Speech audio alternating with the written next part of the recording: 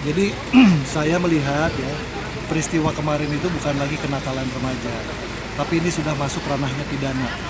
Jadi tidak bisa lagi ditolerir anak-anak ya yang punya jiwa kriminal ada di tengah-tengah kita. Makanya peran keagamaan ya, peran tokoh agama, peran orang tua di rumah, peran guru, peran dunia pendidikan itu sangat kita harapkan bisa membuat anak-anak kita tuh punya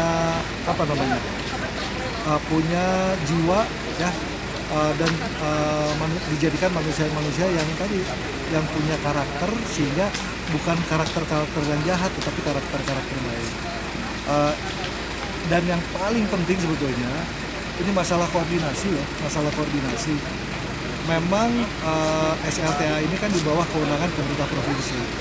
Jadi rentang kendali dalam rangka melakukan pengawasan terhadap sekolah tingkat SLTA, ya ini tidak bisa maksimal selama belum ada satu sistem baku ya yang bisa mengintegrasikan antara keberadaan sekolah di sebuah wilayah dengan kewenangan pemerintah daerah ya provinsi yang ada di Bandung.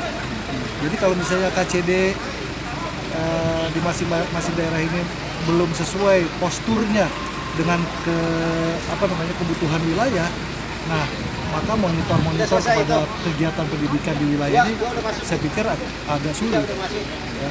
Itu yang pertama. Yang kedua ya, jiwa-jiwa kriminal harus kita basmi, dan saya minta kepada Kementerian Pendidikan ya itu membuat juga skema apabila ada anak ya yang berbuat kriminal, yang sadis ya, bagaimana kemudian hukumannya itu juga harus mengena kepada lingkungan di mana dia mendapatkan pendidikan. Misalnya tidak bisa masuk ke perguruan tinggi, semacam skors ya, diskor supaya tidak bisa masuk perguruan, supaya mereka semua merasakan gitu.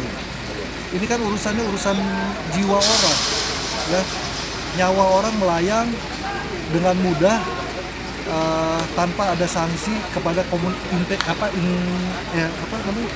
entitas pendidikan yang ada di lingkungannya.